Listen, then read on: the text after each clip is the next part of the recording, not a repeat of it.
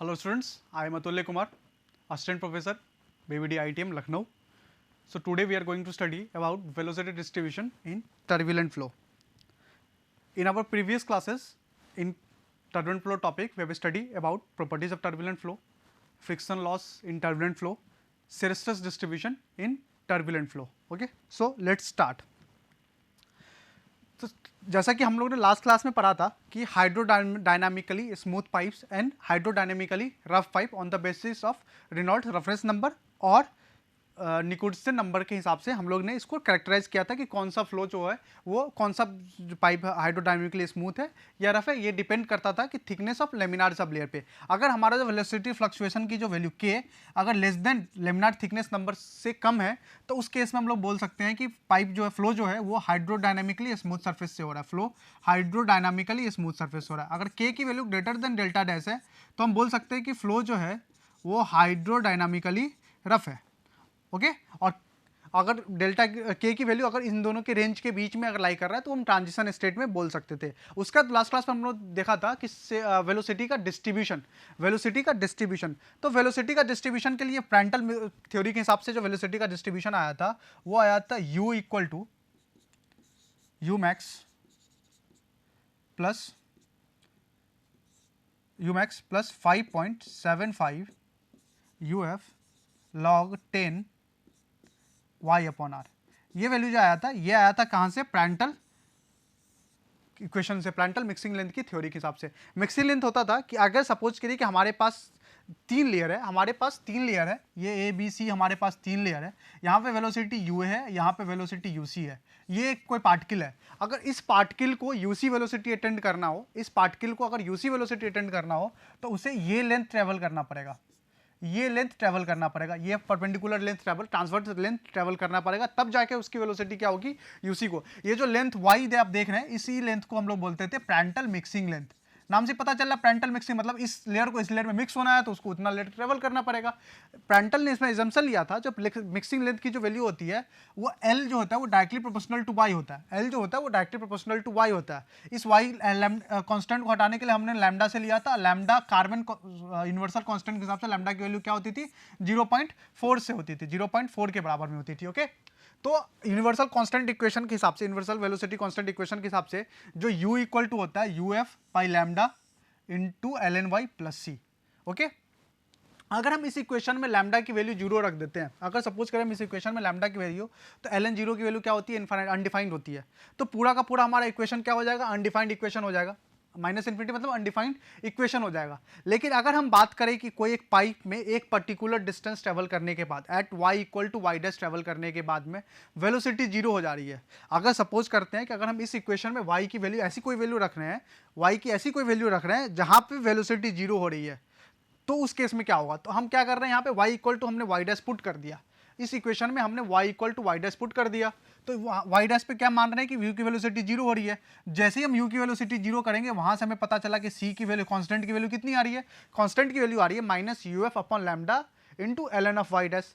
जब हम इस कांस्टेंट की वैल्यू को जब हम इक्वेशन नंबर 1 में पुट कर रहे हैं, जब हम इस कांस्टेंट की वैल्यू को c equal to minus UF upon lambda Y dash की वैल्यू को जब हमने इक्वेशन नंबर 1 में अपन को पुट करना है, तब जाके जो हमारा नया इक्वेशन बन रहा है वेलोसिटी डिस्ट्रीब्यूशन का, वो ये इक्वेशन बन रहा है, u equal to U F by lambda L N Y upon Y dash, U equal to U F upon lambda L N of Y upon Y dash. अब जैसा कि हमें पता है कि कार्बन कांस्टेंट से हिसाब से कि लैम्डा की वैल्यू किसके बराबर में होती है? लैम्डा की वैल्यू होती है 0.4 के बराबर में। लैम्डा की वैल्यू किसके बराबर में होती है? लैम्डा की वैल्यू 0.4 के बराबर में होती है। हमारे पास इससे पहले इक्वेशन क्या था? u इक्वल टू था U F L N Y upon Y dash, ये इक्वेशन था। यू एफ अपॉन लैम्डा था, लैम्डा की वैल्यू हमने कितना रखा है? 0.4। तो यहाँ से जो नया इक्वेशन बन रहा है ये बन रहा है u equal to 2.5 U F L N Y upon Y dash. अब जैसे कि एल एन को हटाना है, एल एन है, इसको अगर हम बेस 10 स्केल पे कन्वर्ट करना चाहते हैं तो हमें 2.03 से मल्टीप्लाई करना पड़ेगा, तब जाके हमारे पास जो नया इक्वेशन बन के आ रहा है वो बन रहा है u by U F 5.75 log 10 y upon Y dash. अब जैसा कि हमें hydrodynamically smooth and rough pipe के बारे में चर्चा किया था, लास्ट क्लास में हम लोगों ने हाइड्रोडायनामिकली स्मूथ एंड रफ पाइप के बारे में चर्चा किया था।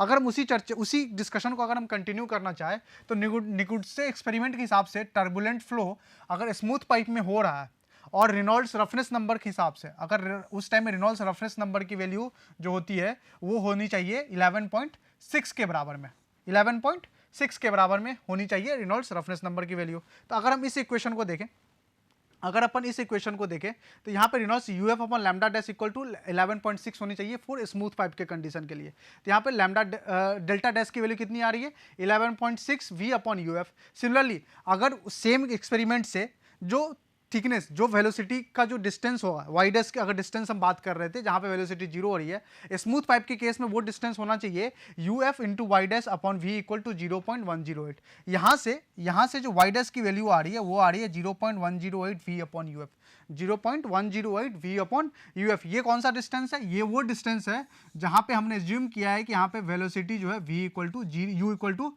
जीरो हो जा रहा है, ठीक है।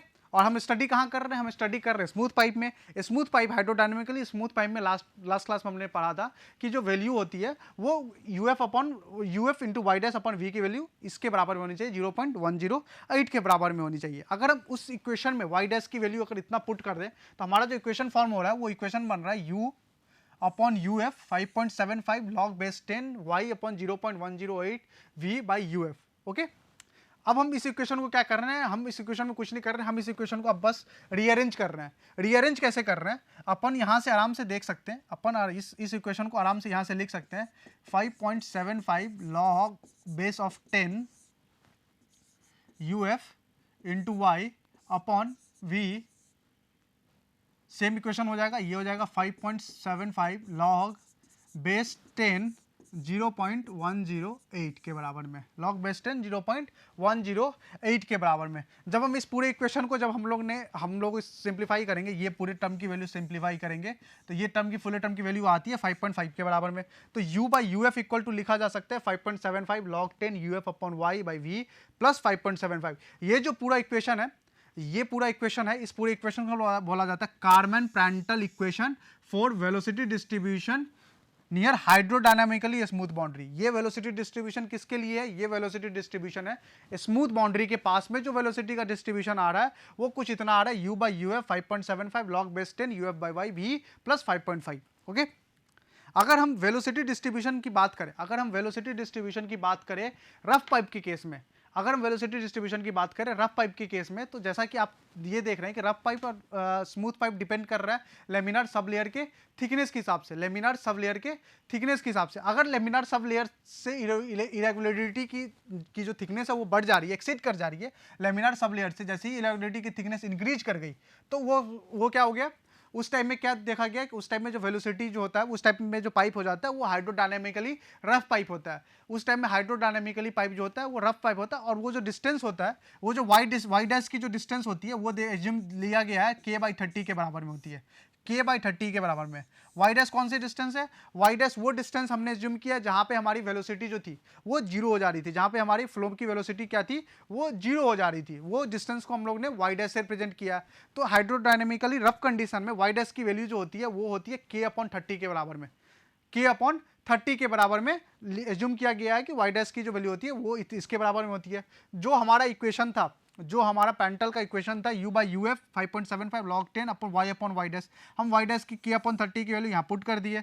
अब हम इस इक्वेशन को सॉल्व करेंगे तो अब जो नया इक्वेशन हमारा फॉर्म बन के आ रहा है वो velocity distribution for rough pipe के केस में जो नया इक्वेशन फॉर्म हो रहा है वो इक्वेशन फॉर्म हो रहा है u by U F 5.75 log 10 y upon k plus 8.5 u by U F 5.75 log 10 y by K plus 8.5। ये हमारा नया इक्वेशन बन रहा है। इस इक्वेशन को हम लोग क्या बोलते हैं? इस इक्वेशन को बोला जाता है Karman Prandtl equation for the velocity distribution near hydrodynamically rough boundary.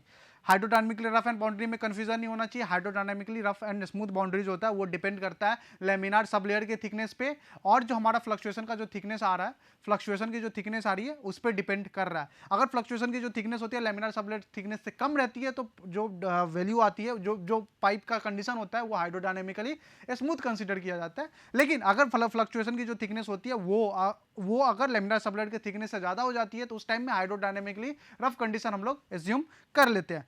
Okay, अब नेक्स्ट हम बात करेंगे कि जब कॉमन इक्वेशन अगर हमें डिराइव करना पड़े, अगर हमें कोई कॉमन इक्वेशन डिराइव करना पड़े जो कि वेलोसिटी डिस्ट्रीब्यूशन बहुत स्मूथ एंड रफ पाइप में हो, तो उस केस में क्या होगा? उस केस में हम एक पाइप ले रहे हैं, इस पाइप में ये छोटा सा एलिमेंट हम कंसीडर कर रहे हैं, ये छोटा सा एलिमेंट कंसीडर कर रहे हैं जिसका जो रेडियस होता है वो आर है, जिसका जो रेडियस होता है ये आर है।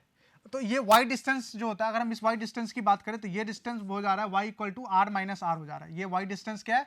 ये वाई डिस्टेंस कंसीडर किया जाता है आर माइनस आर के केस में। ओके, तो अगर हम इस एरिया इस छोटे से रिंग से अगर डिस्चार्ज की बात करें तो डिस्चार्ज इक्वल टू क्या होता है? एरिया इंटू वेलोसिटी होता है, एरिया इंटू वेलोसिटी होता है। तो स्मॉल आर है तो इसका एरिया कितना हो जाएगा? इसका क्रॉस सेक्शन एरिया कितना हो जाएगा? क्रॉस सेक्शन एरिया हो जाएगा 2 pi R into D R into U कर दिया हमने इन यू इससे वेलोसिटी पास हो रही है, यू इससे क्या है? वेलोसिटी पास हो रही है। 2 pi R into D are जो है, ये जो रिंग हमने कंसीडर किया इस रिंग का क्रॉस सेक्शन एरिया था। टोटल डिस्चार्ज निकालने के लिए जो डी क्यू अगर हम उसको इंटीग्रेट करेंगे तो हमें यहाँ से टोटल डिस्चार्ज की वैल्यू आ जाएगी। अब जैसा कि हमें पता है कि for hydrodynamically smooth bound pipe के केस में, स्मूथ पाइप के केस में u by U F equal to होता है 5.75 log 10 UF by Y by V plus 5.5। ये था, अभी हमने जस्ट इसको डिराइव किया था कि u by F equal to 5.75 log 10 UF by Y by V plus 5.5। अगर हम इस कंडीशन में y की जगह पे r माइनस आर हम पुट करें, अगर इस इक्वेशन में हम y की जगह पे r माइनस आर अगर हम पुट करते हैं तो u बाई यू एफ की वैल्यू कितनी हो जाएगी? u बाई यू एफ की जो वैल्यू हो जा रही है, नया जो वैल्यू बन जा रहा है वो u by U F equal to 5.75 log 10 UF, y की जगह हमने क्या पुट कर दी? r minus R by V plus 5.5।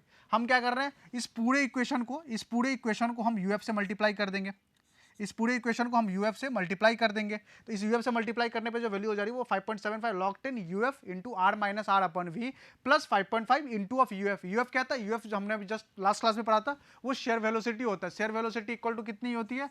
ये होता है टो नॉट अपन रो के बराबर में, टो नॉट अपन रो के बराबर में। तो हमारे u हमें पता चल गया, u हमारे पास आ गया। तो अगर हम उस u को अगर हम dq वाले इक्वेशन में पुट कर देना है, अगर हम उस u को dq वाले इक्वेशन में पुट करें, टोटल डिस्चार्ज निकालने के केस में पुट कर दे रहे हैं तो क्या होगा?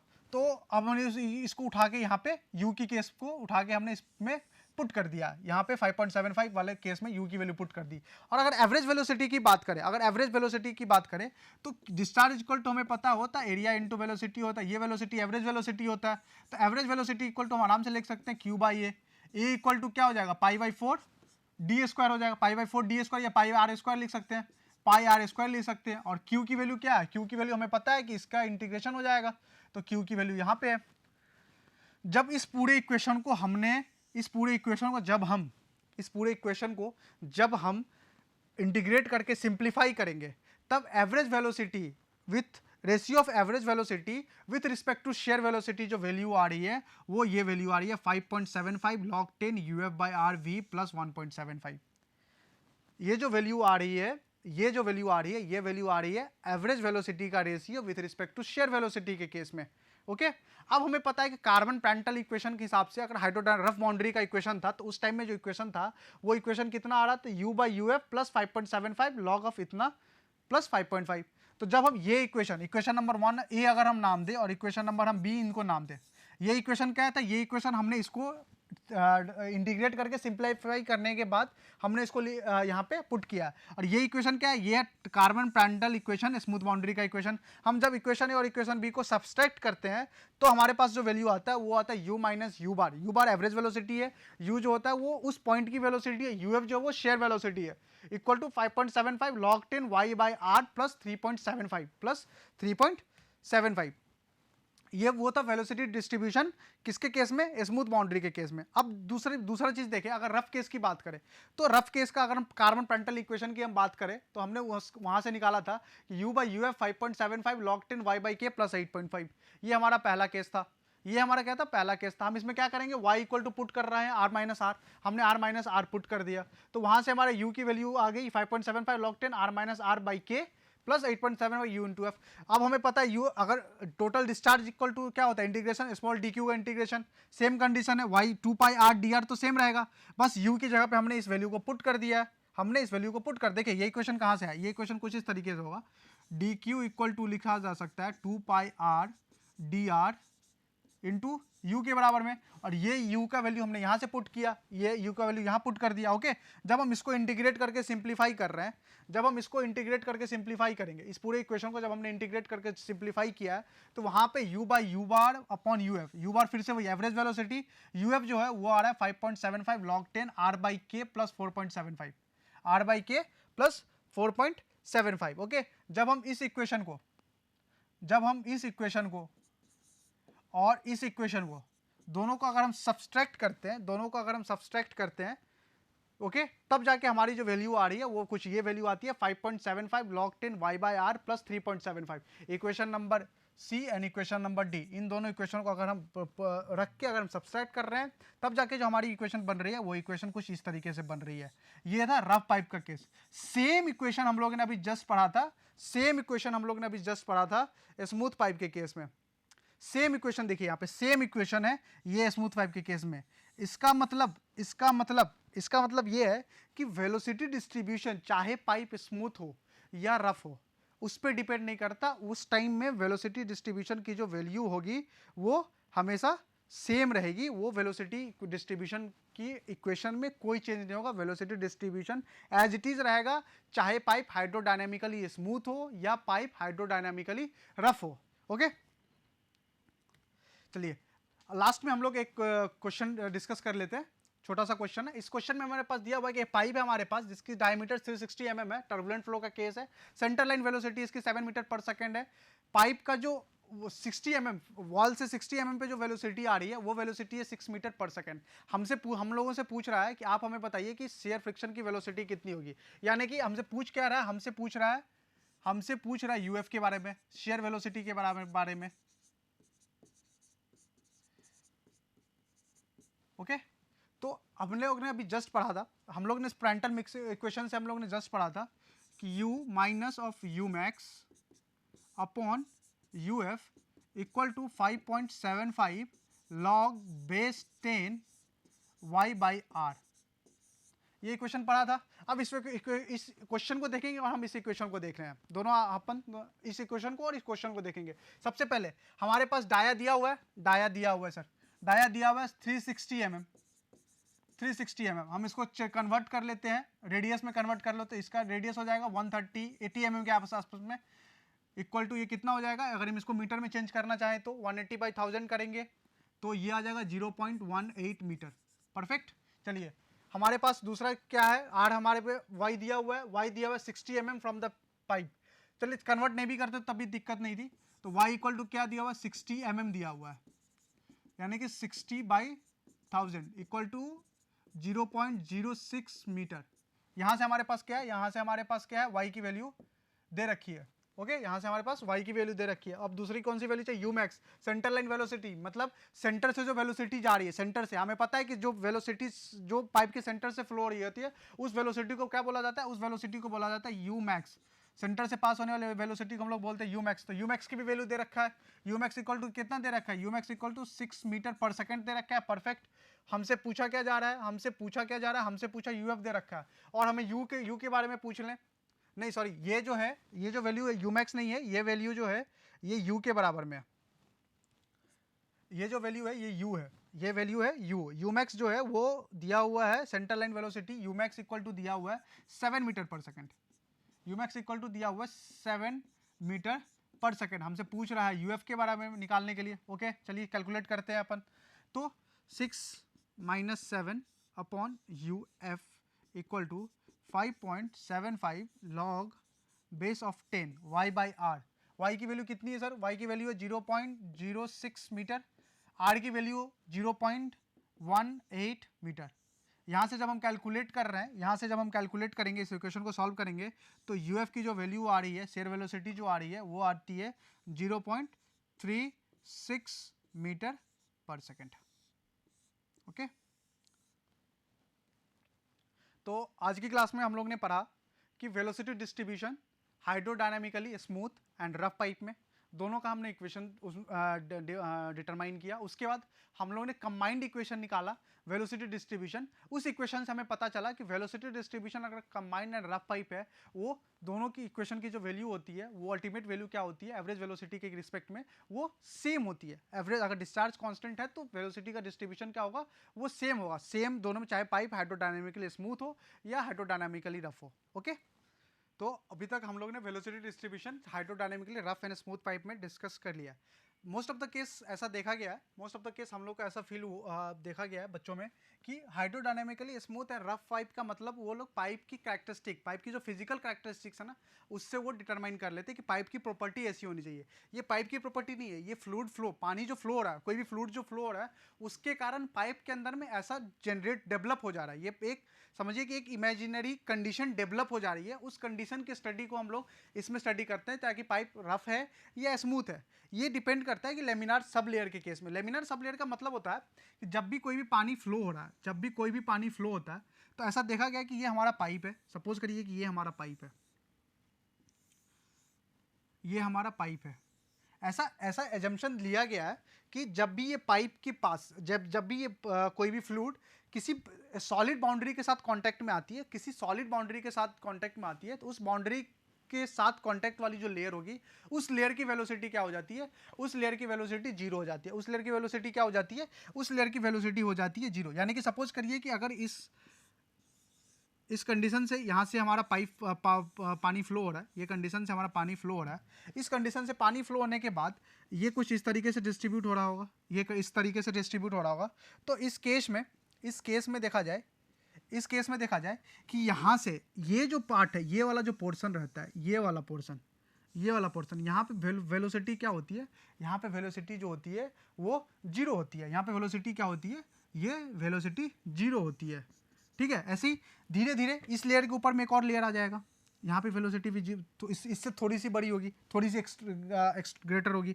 इसकी वेलोसिटी इससे थोड़ी ग्रेटर होगी, इस तरीके से ग्रेटर होगी। यानी कि जैसे जैसे इस पाइप के बाउंड्री से हम दूर जाएंगे, इस पाइप्स के बाउंड्री से हम दूर चलते चले जाएंगे, इस पाइप की बाउंड्री से हम दूर चलते चले जाएंगे, वेलोसिटी में क्या है, डिक्रीज होना शुरू हो जाएगा। वेलोसिटी क्या है, डिक्रीज होना शुरू हो जाएगा। वेलोसिटी जो है इंक्रीज होना शुरू हो जाएगा। सिमिलरली अगर ऊपर से भी आए, सेम दोनों बाउंड्री से हम बात करें, दोनों बाउंड्री से हम बात करें, तो यहाँ से भी जैसे जैसे हम इस तरफ चलते चलेंगे, पाइप की वेलोसिटी क्या हो जा रही है, फ्लूइड की वेलोसिटी क्या हो रही है, इंक्रीज हो जा रही है। अब हमें जैसा कि हमें पता है कि जो फ्लो का जो क्राइटेरिया होता है, कैरेक्टरिस्टिक होता है, चाहे वो टर्बुलेंट फ्लो हो या लेमिनार फ्लो हो, ये डिपेंड करता है कुछ हद तक फ्लो की वेलोसिटी पे। क्योंकि हमें पता है कि रेनॉल्ड्स नंबर इक्वल टू, हमें पता है रो वी डी अपॉन न्यू होता है, तो v तो वेलोसिटी है। तो कुछ हद तक जो है ये इस पे डिपेंड कर रहा है रेनॉल्ड्स नंबर, और रेनॉल्ड्स नंबर से हम क्लासिफाई करते हैं कि मेरा फ्लो कौन सा है, लेमिनार है या टर्बुलेंट है। तो सिंस हम देख रहे हैं कि वेलोसिटी जो है वो जीरो हो रही है, इसका मतलब क्या, रेनॉल्ड्स नंबर की वैल्यू भी जीरो हो रही है। और रेनॉल्ड्स नंबर लेस देन 2000 के केस में हमें पता है कि उस टाइप के फ्लो को हम लोग बोलते हैं laminar flow. Reynolds number less than 2000 का जो केस होता है, उस टाइप के फ्लो को हम लोग बोलते हैं लेमिनार फ्लो। तो जहां तक वेलोसिटी इतनी अमाउंट में ना हो जाए, इतनी वेलोसिटी ना हो जाए कि आर ई की वैल्यू 2000 से, आर ई की वैल्यू 2000 से,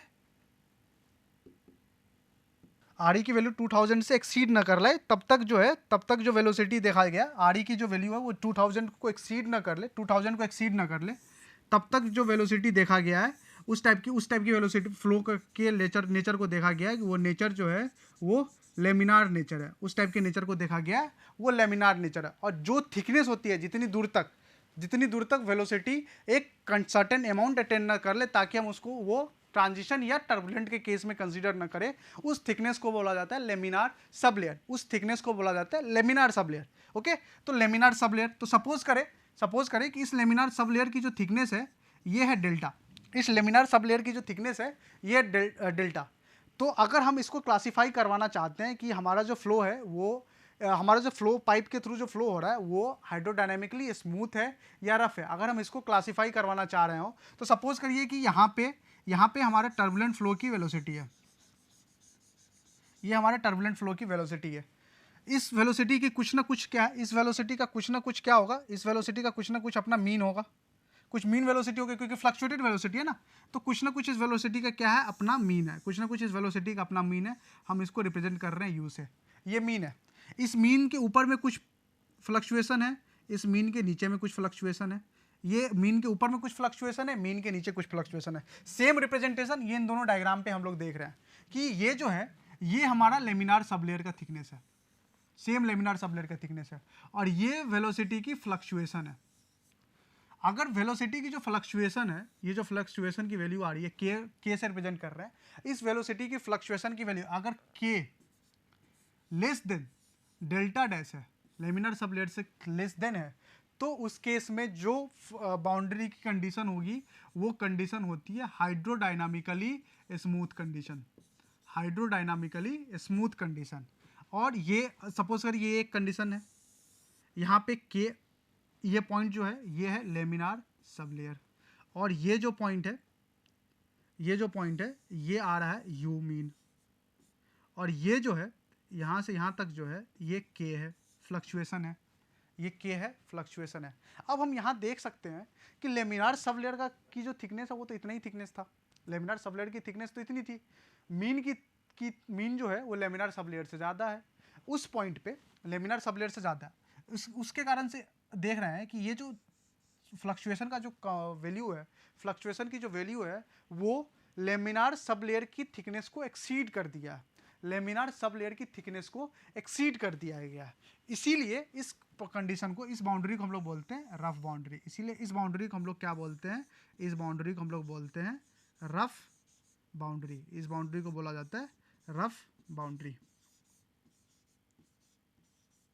ओके, इसी बाउंड्री को बोलते हैं, और इस बाउंड्री को हम लोग बोलते हैं स्मूथ बाउंड्री।